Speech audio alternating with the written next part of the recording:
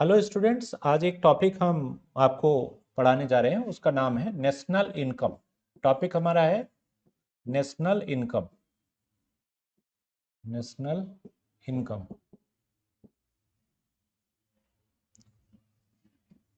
ठीक है। ये बहुत ही मोस्ट इंपॉर्टेंट टॉपिक है एवरी ऑल एग्जाम के लिए। कोई भी ऐसा एग्जाम नहीं जहां पर इस टॉपिक से क्वेश्चन नहीं आते हो। और इकोनॉमी का सबसे इसको डिफिकल्ट पार्ट कहते हैं, क्योंकि हमें इकोनॉमिक ग्रोथ समझना है तो नेशनल इनकम आनी चाहिए। हमें ग्रोथ एंड डेवलपमेंट के कनेक्शन को समझना है तो नेशनल इनकम आनी चाहिए। तो ये ऐसा मेजर टॉपिक है कि इको का बेस है यही। अगर आप इसको जानते हो, जीडीपी, जीएनपी, एनडीपी, ठीक है, डीपीआई, एनआई, तो आपको इको समझना बहुत आसान हो जाता है। एक डिफिकल्ट पार्ट है, या एक कह लीजिए कि initial stage of economics. National income से ही हमारी मैक्रो इकोनॉमिक्स शुरू होती है। तो इसके बाद हम सारी चीज आगे जान लेते हैं। कोई भी थ्योरी इकोनॉमी की इसके बिना नहीं कंप्लीट होती जब तक इसके बेस को हम ना पकड़ पाए। अब हम यहाँ पर थोड़े से बात करते हैं कि फर्स्ट टाइम वर्ल्ड लेवल पर एनआई का मेजरमेंट्स किसने किया था और क्यों किया था, ये भी जानना जरूरी होगा। क्योंकि हर चीज का कुछ ना कुछ रीजन जरूर होता है, ऐसे कोई अचानक नहीं हो जाती। एडम स्मिथ ने इसलिए किया कि उनको एक आइडिया आया कि किसी की इनकम को जब तक हम मेजर नहीं करेंगे तो आपस में उसे कंपेयर नहीं कर सकते। इनकम मेजर नहीं करेंगे तो हम क्या नहीं कर पाएंगे, उससे कंपेयर नहीं कर पाएंगे। और कंपेयर नहीं कर पाएंगे किसी चीज को तो कंक्लूजन पे कैसे जाएंगे। एक व्यक्ति अमीर है या गरीब है, अगर हम उसकी आय ही नहीं जानेंगे तो कैसे पता करेंगे। तो उस समय पॉपुलेशन बहुत कम थी यूरोप के देशों में। तो एडम स्मिथ ने यह सोचा कि क्यों ना हम हर कंट्री की अपनी इनकम को मेजर करें और फिर हम ये देखें कि कौन सा कंट्री इकोनॉमिक ग्रोथ या एग्रीगेट मनी में ज़्यादा स्टेबल है या ज़्यादा ताकतवर है। तो जब उन्हें ये आइडिया आया तो फर्स्ट टाइम उन्होंने क्या किया था, एक लिखी थी बुक 1776 में, the wealth of Nations. Book का नाम क्या था? The wealth of nation. जब उन्हें आइडिया आ गया तो उन्होंने ये बुक लिख दी, द वेल्थ ऑफ नेशंस। ये book I, the wealth of Nations. तो वेल्थ ऑफ नेशंस कब लिखी गई थी? 1776 में, ठीक है। और अगर इसकी हिंदी हमें जाननी है तो इसको बोलते हैं हम राष्ट्रों की संपत्ति। इसको बोलेंगे हम राष्ट्रों की संपत्ति। ये बुक आ गई। तो इस बुक ने क्या किया, पूरा तहलका मचा दिया पूरे वर्ल्ड में। और इसी बुक की वजह से एडम स्मिथ को फादर ऑफ इकोनॉमिक्स कहा गया। यही बुक थी जिसकी वजह से एडम स्मिथ को क्या बोला गया, फादर ऑफ इकोनॉमिक्स। इस बुक की वजह से एडम स्मिथ को फादर ऑफ इकोनॉमिक्स कहा गया। अब आती है बात कि फिर कौटिल्य क्या है जब Adam Smith father of economics है। कुछ कीन्स को बता देते हैं, तो इसमें बहुत ढेर सारी गलतियां हैं। कीन्स को कहा जाता है फादर ऑफ न्यू इकोनॉमिक्स, ये भी बता दे रहा हूं आपको। फादर ऑफ न्यू इकोनॉमिक्स या मॉडर्न इकोनॉमिक्स। न्यू इकोनॉमिक्स और मॉडर्न इकोनॉमिक्स। मॉडर्न इकोनॉमिक्स, इसके फादर हैं प्रोफेसर जेमकिंस।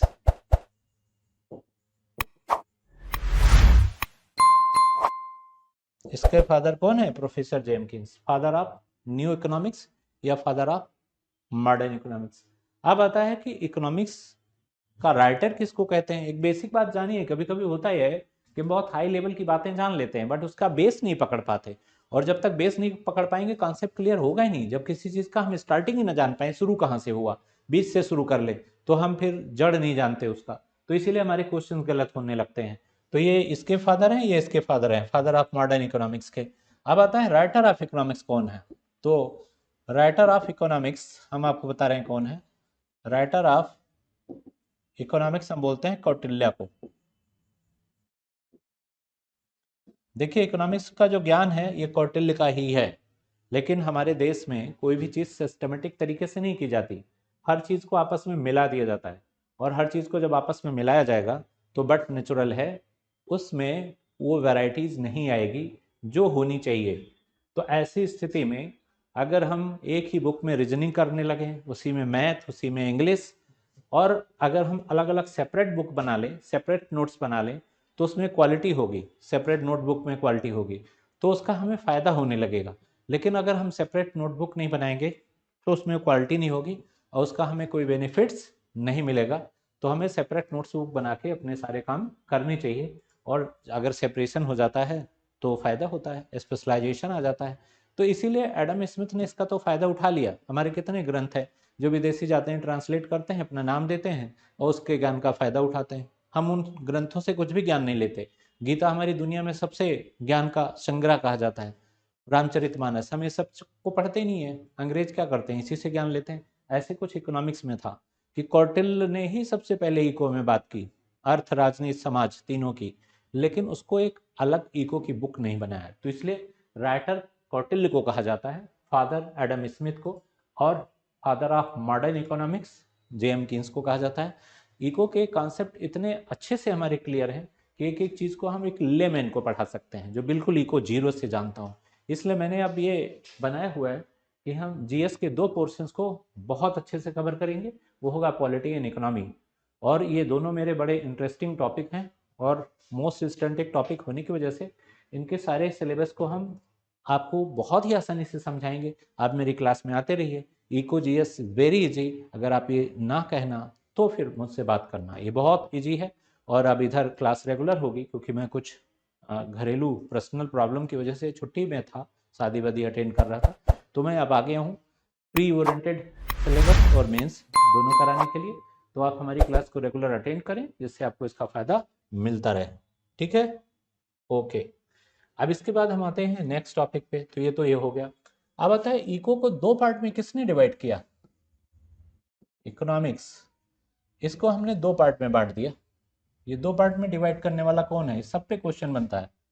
एक है हमारा माइक्रो माइक्रो इकोनॉमिक्स, ये हुआ माइक्रो माइक्रो इकोनॉमिक्स। और दूसरा हमारा जो पार्ट है इसको बोलते हैं माइक्रो को स्मॉल, इसका दूसरा जो सिनोनियम है स्मॉल। और ये हमारा फर्स्ट है। दूसरा है मैक्रो, MACRO, मैक्रो इकोनॉमिक्स। ये है हमारा मैक्रो इकोनॉमिक्स। इसको बोलते हैं हम लार्ज। मैक्रो इकोनॉमिक्स ये लार्ज और वो है स्मॉल। तो इन दोनों में डिफरेंस हो गया कि एक लार्ज है और एक स्मॉल है।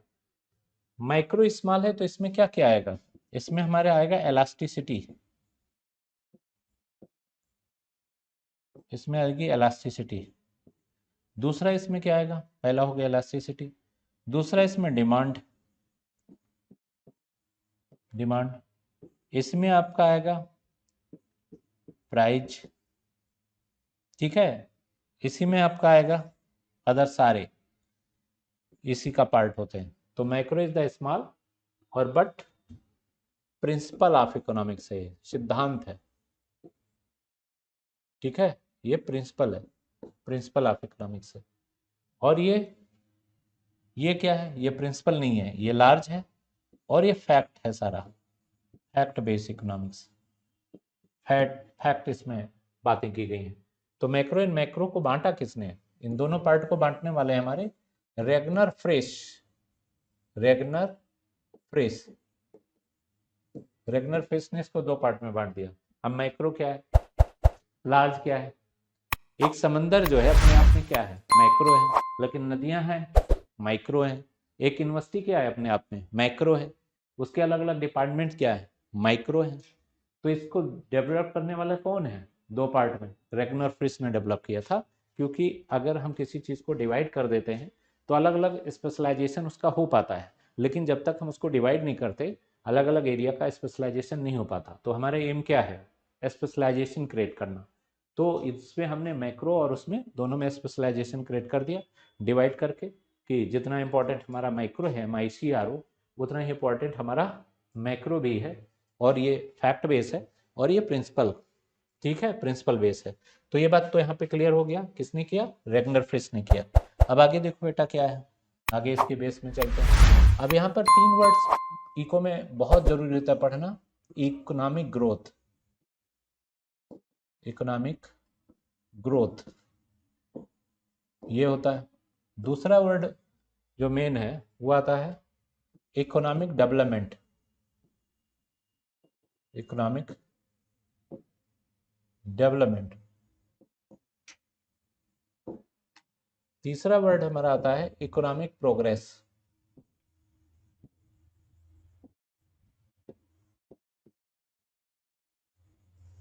ये तीसरा है। जनरली गो ये वर्ड जो है यूज करते हैं हम डेवलप कंट्रीज के लिए, डेवलप्ड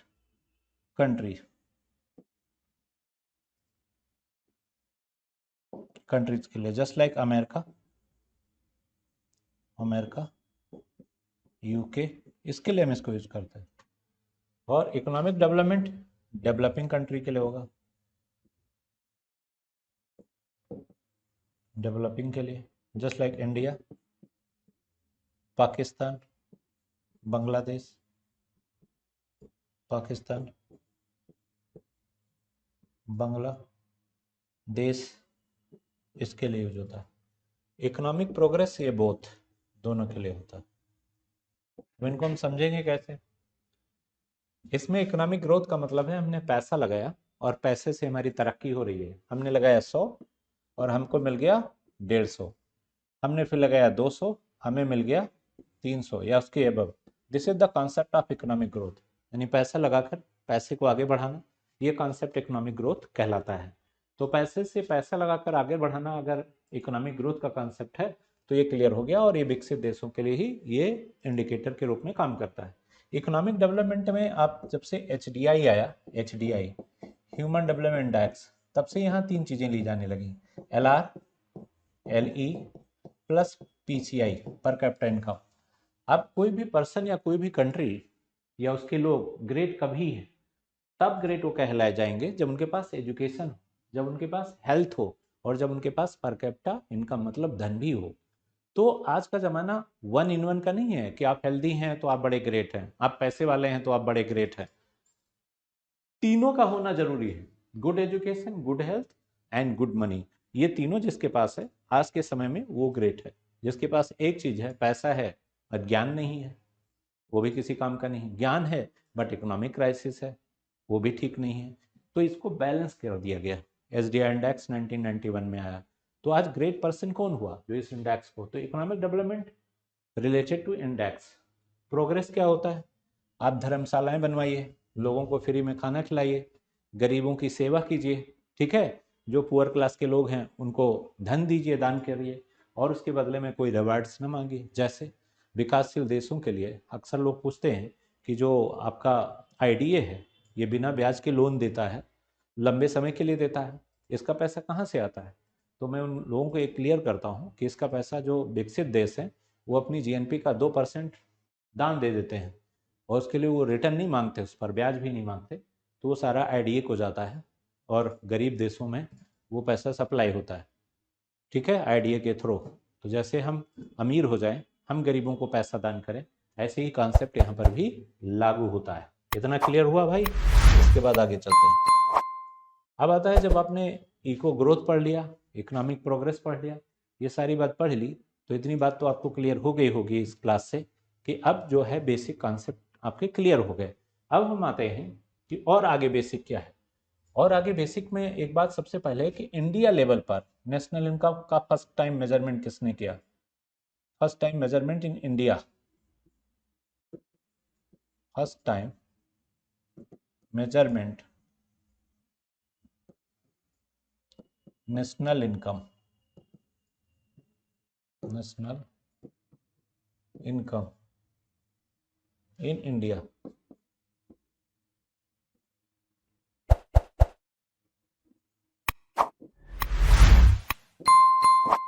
यहां पर किसने किया, first time national income measurement India. तो इसके पीछे एक नाम आएगा जो बहुत पॉपुलर नाम है, वह है दादा भाई नौरोजी का। ये इनका है। इन्होंने कब किया था, 1868 में। इन्होंने कितनी बताई थी, 20 रुपए। 1868 में किया और 20 रुपए इन्होंने बताया था, दादा भाई नौरोजी ने 1868 में किया और 20 रुपए बताया।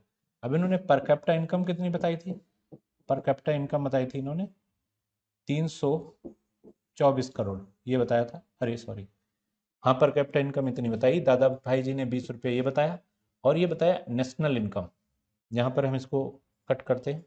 एनआई बताया इन्होंने 340 करोड़।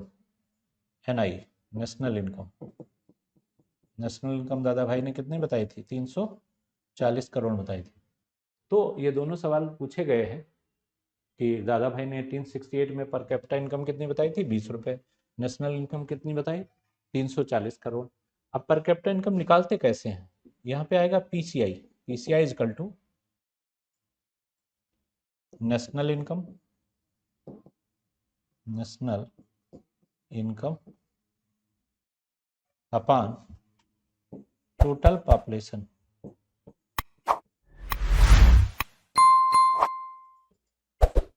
ये होगा, इससे डिवाइड करोगे तो पर कैपिटा इनकम निकल आएगी। तो इस तरह से हमने ये नेशनल इनकम का ये पता कर लिया। अब आता है कि जो दादा भाई का मेजरमेंट था वो ट्रेडिशनल मेजरमेंट था। तो ट्रेडिशनल और साइंटिफिक मेजरमेंट में डिफरेंस क्या होता है? किसी से आपने पूछा कि आपकी आय कितनी है, उसने कहा मेरी आय 20,000 रुपये। आपने कोई प्रूफ नहीं मांगा, उससे मान लिया, this is concept traditional measurement. लेकिन अगर आप किसी से आपने पूछा आपकी इनकम कितनी है, उसने कहा 20,000, आपने कहा चलो सैलरी सिर्फ दिखाओ कि 20,000 कैसे है, तो इस इनकम को हम बोलेंगे साइंटिफिक, वैज्ञानिक, जहाँ पर एविडेंस हो, तथ्य हो, फैक्ट हो। तो इसके बाद किसने मेजर किया उस पर भी कुछ बात करते हैं। इसके बाद हमारा आता है जो रेगुलर मेजरमेंट था, तो 1931 से। लेकिन उससे पहले हम कुछ चीज़ें और बात कर लेते हैं, तब इस पर आते हैं।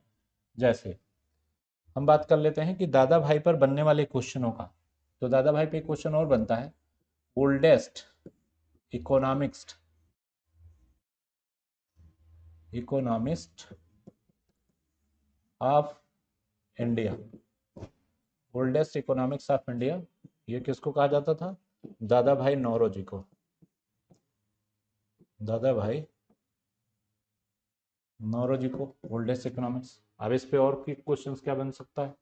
और इस पर एक बनेगा drain theory. Drain theory develop by, किसने किया डेवलप? डेवलप बाय दादा भाई नौरोजी।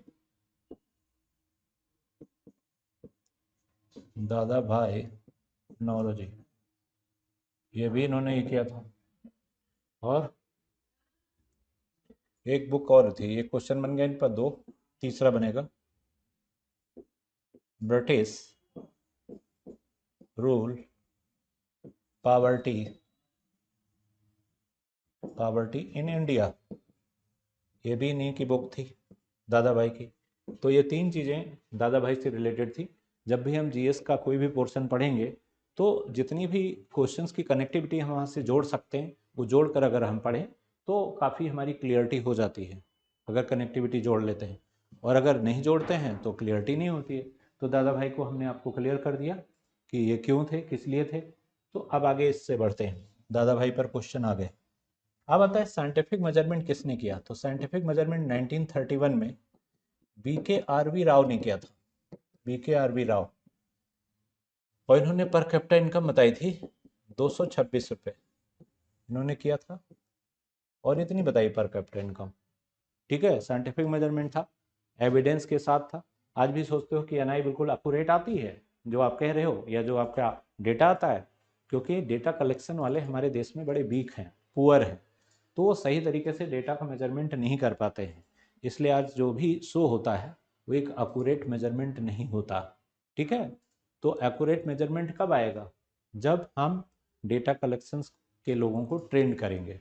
एनपीआर रजिस्टर कौन मेंटेन करता है? प्राइमरी स्कूल का टीचर।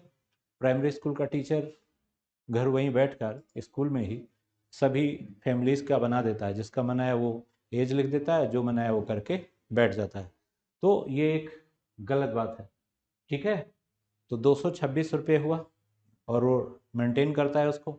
लेकिन कभी कभी ऐसा होता है कि बेटे की एज बाप के सामने, बाप की एज बेटे के सामने, ऐसी गलतियां भी पकड़ी जाती हैं।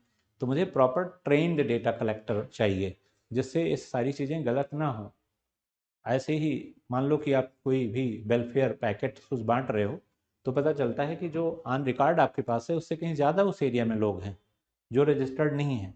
अब रिक्वायर्ड तो पैकेट सबको होगा जो भूखा वहाँ पे टहल रहा है, लेकिन आपके ऑन रिकॉर्ड जो था वो आप लेकर आए, तो ये सब भी इंडिया की एक सबसे बड़ी प्रॉब्लम है। जब तक मैं नेशनल इनकम नहीं पढ़ा रहा था तब तक मैं सोच रहा था जो बुक में लिखा है इज एक्यूरेट, इकोनॉमी के बारे में इतना ज्ञान नहीं था। लेकिन इको में अभी बहुत हमें अब वर्क करना है, बहुत पीछे हैं हम, डेटा कलेक्शन में बहुत पीछे हैं, जीडीपी जीएनपी लोगों को समझ नहीं आता, बहुत ढेर सारी चीज़ें हैं। तो मुझे लगता है कि वेरी डिफिकल्ट सब्जेक्ट जो है वो इकोनॉमिक्स ही है। नोबेल एकेडमी भी कह चुकी है और मैं भी ये बात कहता हूँ कि इको को समझना इतना आसान नहीं है। तो इसको लोग कह देते हैं ये ऐसे डेटा है, लेकिन जैसे जैसे समय मॉडर्नाइज होता जाएगा हमें डेटा पर ध्यान रखना होगा। और भारत जैसे देश जहाँ लार्जेस्ट पॉपुलेशन है, नीड ऑफ रिक्वायरमेंट ज़्यादा है, ठीक है, वहाँ अगर हम डेटा इग्नोर करेंगे तो डेवलपमेंट में बहुत सालों लग जाएंगे। अगर हम डेटा एनालिसिस करके आगे बढ़ेंगे तो सालों नहीं लगेंगे। साइंटिफिक यही होता है कि जितनी आपकी डिमांड हो उतनी सप्लाई होनी चाहिए। अब सप्लाई कम है, डिमांड ज़्यादा है, तो क्या होगा, दिक्कत होगा, प्रॉब्लम होगा। हर एरिया में हमें इस बात पर ध्यान देना ही होगा। तो मैंने यहाँ तक क्लियर किया आपका। आगे का टॉपिक कल का, यहीं से आगे हम बढ़ाएंगे क्लास को, ठीक है। तो आज थोड़ा हम टायर्ड एंड रिटायर्ड है, कल बिल्कुल फिट रहेंगे। तो कल से हम इस टॉपिक को यहीं से आगे ले चलेंगे। कल भी ये लाइव क्लास रहेगा और नेशनल इनकम कल पूरा हो पाएगा। तो कल जब ये पूरा होगा तो आपको कोई भी दिक्कत इस कॉन्सेप्ट में नहीं रहेगी। तो जो आज की क्लास है उसको आप रिवीजन कर लेना, देख लेना दोबारा इसके वीडियो को। वीडियो भी अपलोड करवाएंगे अभी हम थोड़ी देर बाद लाइव क्लास के। तो अगर इसको आप रेगुलर देखते रहते हो, हमारे इस टॉपिक को, क्लास को पढ़ते रहते हो, तो IAS pre exam and mains exam is not difficult, क्योंकि हम प्री के साथ मेंस को सॉल्व करते चलेंगे। तो जब प्री के साथ हम मेंस को सॉल्व करते चलेंगे तो ये प्रॉब्लम कहाँ से आएगी, कहीं से नहीं आएगी। ठीक है, ओके, धन्यवाद।